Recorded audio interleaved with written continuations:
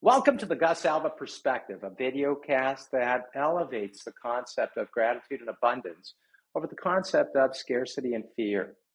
You know, medicine is a phenomenal field. I happen to be so fortunate. I've been working in this space for over a quarter of a century, and I'll tell you, it never gets old. I love what I do. Oftentimes, though, I'm asked by patients, who runs medicine? Is it the insurance companies that do that in the US? Ultimately, we live under a capitalist system in which, there are different types of uh, issues that come into play regarding health care. So let's explore this particular theme. In the US, the healthcare system is influenced by various stakeholders. It's true that insurance companies play a significant role in shaping healthcare access and affordability, but again, we can't lay all the blame in one specific area when we take a look at trying to address some inequities or problems that are in the system. So let's walk through each one of the stakeholders that are critical in how healthcare delivery happens here in the US. Private insurance companies, as we made mention, are major players in the US healthcare system. They provide health insurance coverage to individuals, families, as well as businesses. And the terms and conditions of coverage, premiums, reimbursement rates, the healthcare providers are determined by these companies. It's interesting. Healthcare providers like myself or hospitals, this also includes nurses, clinics, other medical professionals or institutions. Well, they deliver healthcare service and treatments to patients. But the negotiation of payments and reimbursement rates for services oftentimes involves insurance companies.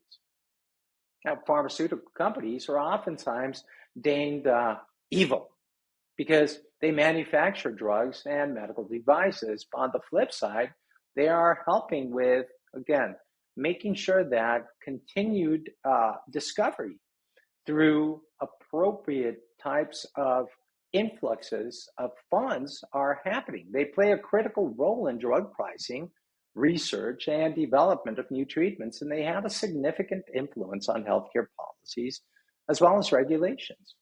Now, there's government agencies like the Centers for Medicare and Medi-Cal Services, or CMS.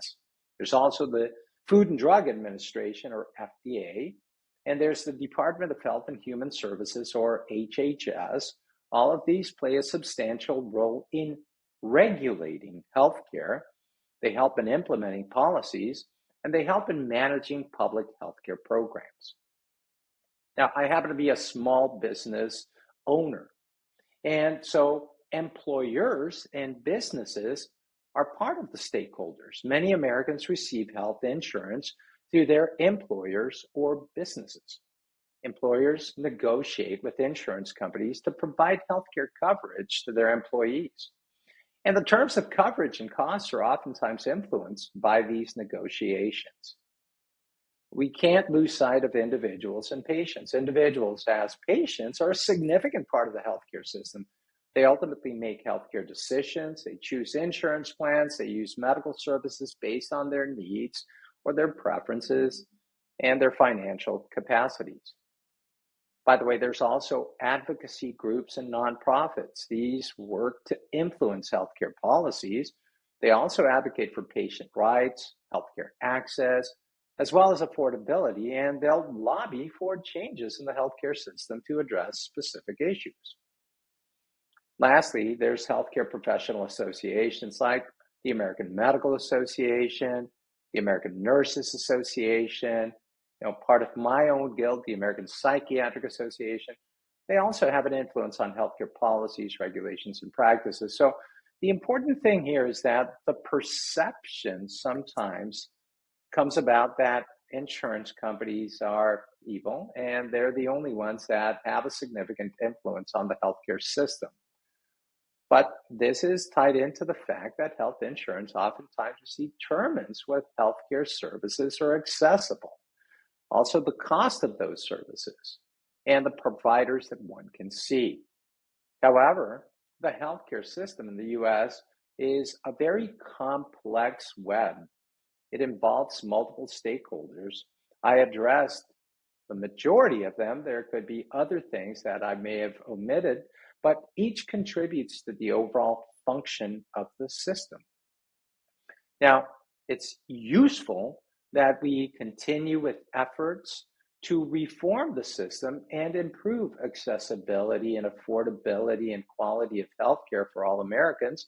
But ultimately, this also ties into other areas. We're a highly litigious society. And so tort reform is another very important area that unfortunately is never going to get addressed. We know also that obesity is a major problem in the US, and we're not addressing that in an appropriate manner. We know also that as we age, we become more susceptible to different types of medical problems. So caring for our elder population is another very important inroad through which we might be able to mitigate some of the expenditures that we oftentimes see affecting the US healthcare system. But it takes that mindset of gratitude to reflect on the fact that we live in the most incredible country in the world. It allows for a capitalistic perspective to thrive, but being educated about the components and the stakeholders tied into the healthcare system is something that's incredibly important in our lives and would allow us to actually better position ourselves to be more proactive about the things that we have around us. With that said, I want to thank you for joining us on the Gus Alva Perspective on the musings tied in with healthcare delivery in the US and being one of those individuals who happens to have a high degree of satisfaction in being able to help out many of the people that are affected that come in seeking out our help. Thank you for joining us today.